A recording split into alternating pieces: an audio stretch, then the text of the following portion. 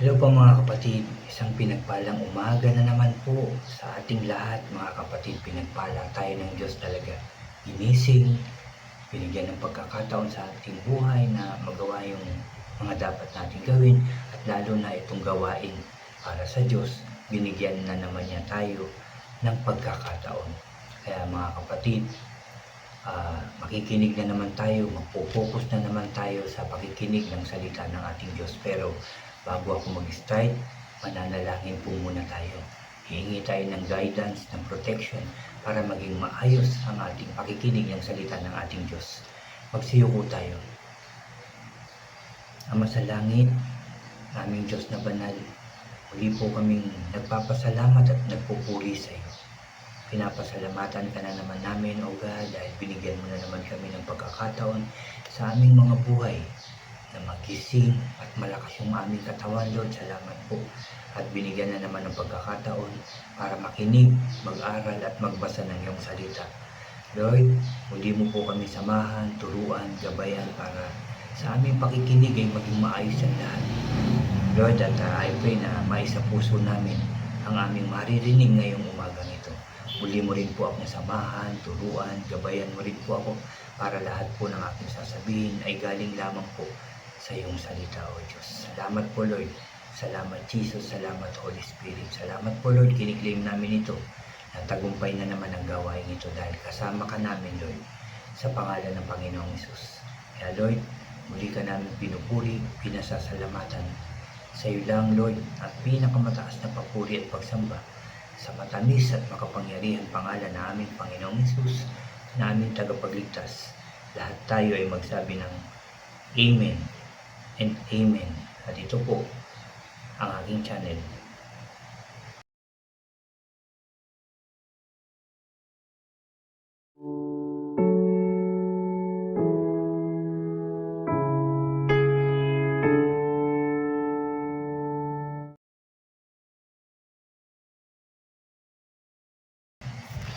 Hello po ulit mga kapatid, isang pinagpalang umaga po sa ating lahat. Bago po ulit ako mag-share ng aking devotion ngayong umagang ito, ay anyayahan ko lang po yung mga bago dyan sa aking channel na huwag niyo pong kalimutan na mag-subscribe. Paki-like and share niyo po yung aking mga videos at paki-click din po ang notification bell para lagi po kayong updated sa iba at mga bago ko pang i-upload. Salamat po, salamat. Mga kapatid, nandito po ako sa chapter 84 ng Psalms. At ang aking devotion ay dito po sa verse 11 hanggang 12 po.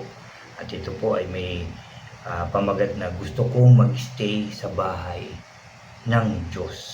Kasi sabi po, basahin ko lang yung verse 1, O Lord, na makapangyarihan, ang ganda ng temple mo.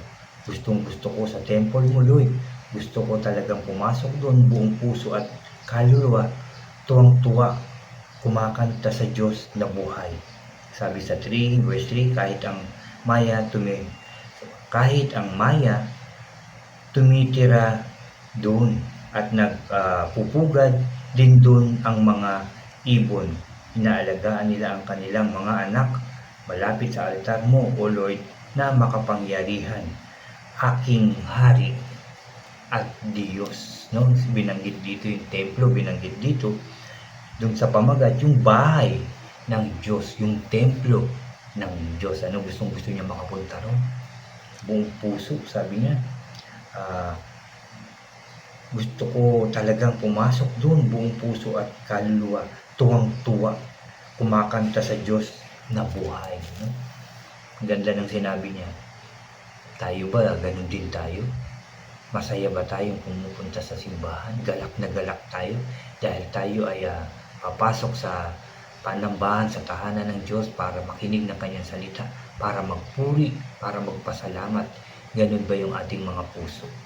I pray ganun tayo sa tuwing tayo ay sasamba, sa tuwing tayo ay magsisimba, pupunta sa templo ng ating Diyos. Dapat masayang masaya, tuwang-tuwa, galak na galak tayo dapat dahil syempre, di ba, mararanasan na naman natin yung kabutihan ng Diyos. Kasi pag nandun tayo sa simbahan, I believe talagang nandun siya. sa pag-aaral natin, sa pakikinig natin ng salita ng ating Diyos, andun siya. Nakatingin siya sa atin. Tinitignan niya yung ating mga puso. Kung totoo yung ating pagsamba, kung totoo yung ating pakikinig ng kanyang salita, mga kapatid. So dapat ganun nga tayo. Maging masaya, tuwang-tuwa, sabik, excited na dumating ang Sunday para tayo ay sumamba sa ating Diyos. Amen po. At dito nga po sa verse 11 hanggang 12 na aking devotion ngayong umagang ito, mga kapatid, sabi po dito, si Lord ang Diyos na nagpo-protect, siya ang hari namin. Binibigyan niya kami ng blessings at parangal. Hindi niya pinagdadamot ang anumang mabuting bagay sa mga taong nabubuhay ng tama. At verse 12, Lord, na makapangyarihan sa lahat, pinagpapala ang taong sa iyo nagtitiwala. Salamat sa salita ng ating Diyos. Sa verse 11, balik tayo. Si Lord ang Diyos na nagpo-protect. Siya ang hari namin. Siya ang hari natin. Siya ang ating Diyos. Siya yung talagang nagpo-protect sa atin, mga kapatid. Kung tayo ay talagang hihingi ng protection, yung banal na proteksyon na galing sa ating Diyos, hindi niya yun ipagkakait. Kung makikita niya talaga na tayo nagtitiwala sa Kanya, umaasa sa Kanya from the heart, na tayo hihingi ng tulong, ng protection sa Kanya, ipagkakaloob niya yun. Hindi niya yun ipagdadamon. Sabi pa nga, binibigyan niya kami ng blessings at parangal. Blessings, biyaya. Pag humingi ka, bibigyan ka ni God. Kahit ano, ipagkakaloob ni Lord dahil Kanya ang lahat. Dahil siya ay makapangyarihan. Dahil walang imposible sa Kanya. Kaya kaya niya yung ibigay sa atin. Again, from the heart, yung ating paghingi na tayo naniniwala na tayo bibigyan ng ating Diyos. Sabi pa rito, anumang mabuting bagay sa mga taong nabubuhay ng tama. Ito yung mga taong sumusunod sa Kanya, nakikinig sa Kanya. Hindi niya ipinagdadamot ang mga mabubuting bagay. Lahat ibibigay ng Diyos, yung kaayusan ng ating buhay, ng pamilya, yung physical na katawan natin, yung kalakasan nito, o kagalingan ng anumang nararamdaman natin, ipagkakaloob yan ng Diyos. Hindi niya yan ipagdadamot sa mga taong namumuhay ng tama. Diba? Sabi ko nga kanina, kung tayo'y nabubuhay ng tama at maayos, sumusunod kay God, diba? Nagmamahal, nagpapatawad, nagpapakumbaba, tumutulong, nagsisimba, nagsishare ng Word of God, lahat yan ay tama at mabuti sa ating Diyos. Mga kapatid ko, kaya kung yan ay ating ginagawa, hindi magdadamot ang Diyos. Lahat ibibigay niya. Tutulungan niya tayo, gagabay niya tayo, poproteksyonan niya tayo. Sabi pa nga sa 12, O Lord, na makapangyarihan sa lahat, pinagpapala ang taong sa iyo nagtitiwala. Buong puso't kaluluwang pagtitiwala. Hindi yung, mga kapatid, hindi yung nanggagaling lang sa bibig na tiwala, kundi buong puso at kaluluwa at ulit galing sa puso talaga yung nagtitiwala tayo kay God. Ano man yung sitwasyon ng ating buhay, hindi tayo nawawala ng pag-asa dahil nga may tiwala tayo sa Diyos. Kaya ibibigay niya yun, lahat ng pangangailangan natin. Saan man tayo pupunta, ano man yung mga balak natin, humihingi tayo ng proteksyon, hindi lang sa sarili natin, sa ating mga mahal sa buhay, sa ating mga, sabihin natin, mga kaibigan, kapitbahay, lalo-lalo na yung ating mga kapatid sa pananampalataya. Pag nakita ni Lord na from the heart ang yung paghingi ng tulong sa Kanya, yung pagdadasal, ibibigay niya yun, hindi niya yun ipagkakait. Dahil nga, mabuti ang ating Diyos. Tapat ang ating Diyos. Hindi siya nagbabago sa atin. Basta makita lang ni Lord na talagang sa Kanya lang tayo umaasa. Hindi niya tayo pababayaan. At nakita din ni Lord na gumagawa tayo ng mabuti, ng tama, ng maayos. Hindi niya tayo pababayaan. O minsan, kaya lang nasasabi natin na, bakit parang hindi ako pinapakinggan ni Lord? Bakit parang hindi pa binibigay ni Lord yung aking hinihingi sa Kanya? Kung minsan, baka mali yung ating hinihingi. Baka hindi yun talaga para sa atin o hindi yun makakabuti sa atin. O baka mamaya, may iba tayo kaya tayo humihingi, may iba tayong agenda. Ibig sabihin, baka hinihingi natin yun para makapaghiganti, makapagmalaki sa ibang tao. Diba po, dapat hindi natin yun ginagawa.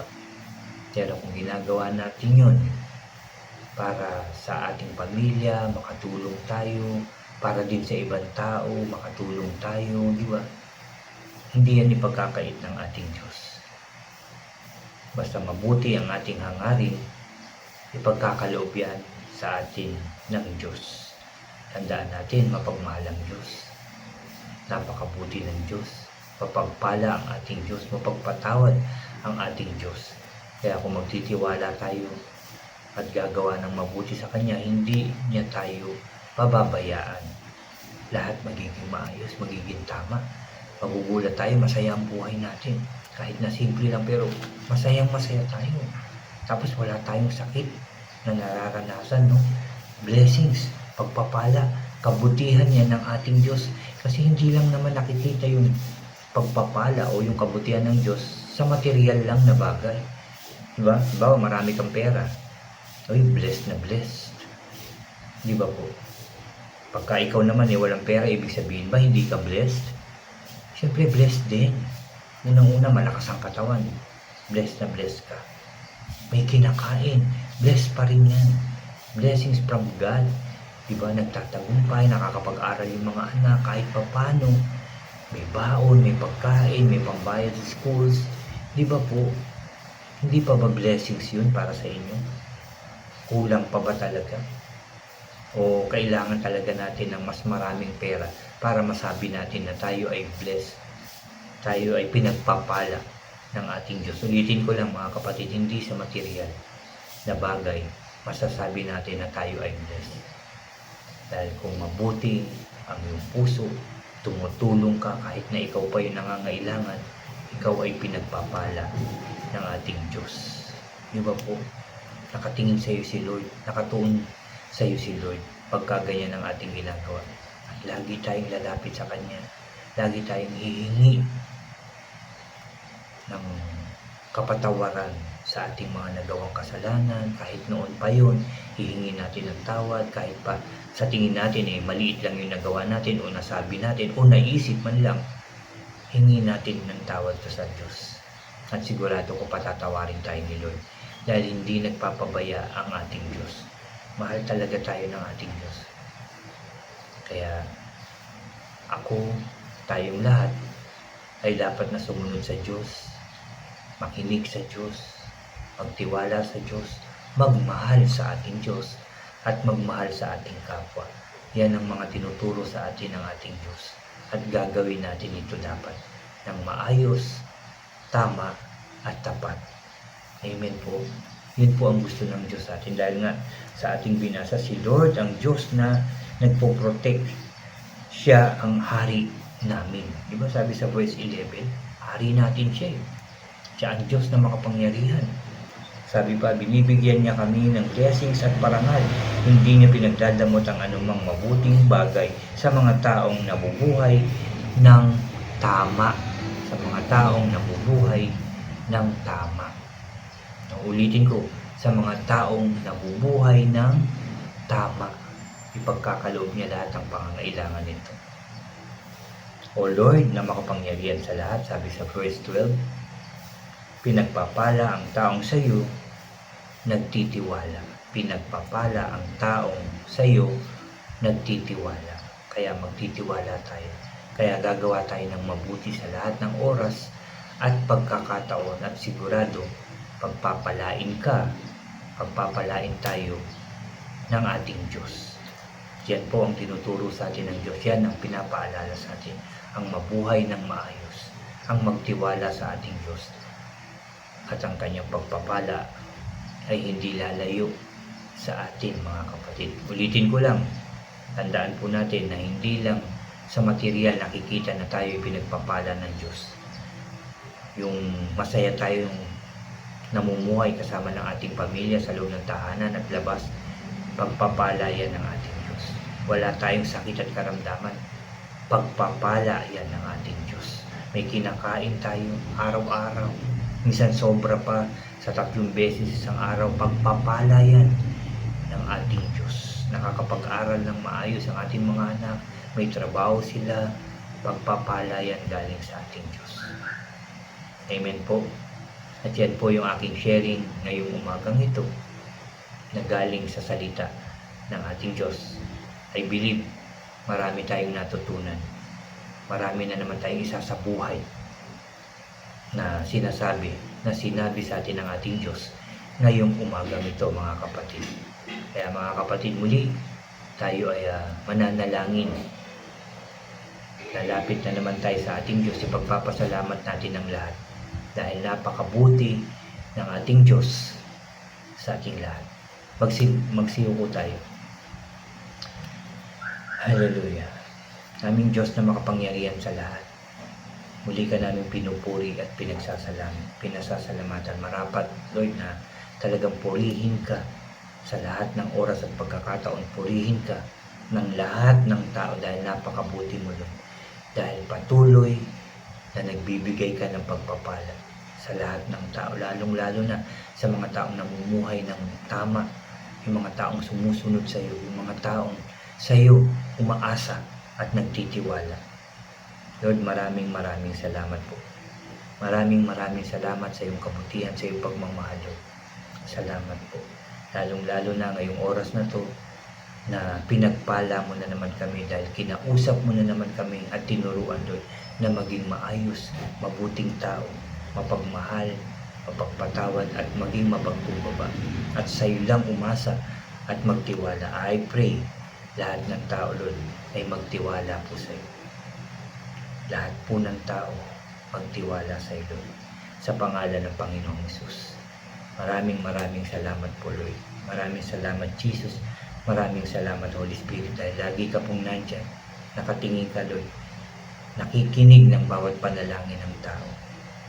I pray maisip lahat ng tao na hindi lang sa material na bagay nakikita ang pagpapala ng Diyos. Hindi lang, Lord God, sa pera, sa magagandang bagay, hindi lang po dyan, kundi sa kaayusan ng pamilya, sa malusog na pangangatawan. Lahat yan ay pagpapalang galing sa iyo. Lalo-lalo na ang makapakinig araw-araw ng iyong salita at makapagbahagi nito, ito ay isang pagpapalang labis-labis na pinagkaloob mo sa tao, Lord. Lalo-lalo na po sa akin. Salamat po, Lord, dahil binibigyan mo pa rin ako ng chance na makapag-share ng iyong makapangyarihang salita. Salamat po. Salamat. At nagpapasalamat po ako, Lord, sa lahat ng biyayang pinagkakaloob mo sa amin araw-araw, sa kalakasan ng aming katawan, Lord. Salamat po sa pagpapagaling mo sa lahat ng may sakit at karamdaman. Salamat po sa pagbigay mo ng pagkain sa amin everyday, Lord. Salamat po sa pagbigay mo ng kaligtasan sa amin. Salamat po sa pagbigay mo, Lord, ng iyong tunay na pagmamahal sa amin. Salamat po. Salamat po. Salamat muli, Lord, dahil nagtagumpay na naman ang gawain ito. Salamat po, Lord. I pray na magpatuloy akong mag-share ng iyong salita, Lord. In Jesus' name. In Jesus' name. Maraming salamat po ulit for all the blessings, guidance, and protection sa amin lahat. Maraming salamat sa lahat ng pagpapala, O Diyos. Napakabuti mo po, Lord. Napakabuti mo po sa amin lahat. Salamat po. Kaya I pray na lahat ng tao, Lord, ay magbalik loob na sa iyo, Lord. Lahat ng tao ay magpuri sa iyo, magpasalamat sa iyo dahil sa iyong kabutihan at pagmamahal na hindi nagbabago. Maraming salamat po. Salamat, Lord. Salamat, Jesus. Salamat, Holy Spirit. Muli ka namin pinupuri, pinasasalamatan. Sinasamba ka namin sa iyo lamang, O Diyos, ang pinakamataas na papuri at pagsamba sa tanging pangalan ng aming Panginoong Hesus na aming tagapagligtas. Lahat tayo ay magsabi ng Amen Amen and amen po. Amen. Salamat sa ating Diyos. Narinig niya ang ating panalangin at salamat sa ating Diyos. Tinugon na niya ang ating panalangin. Pagpapalain niya tayo ng siksik, liglig at umaapaw. God bless po sa inyong lahat at God bless po sa ating lahat.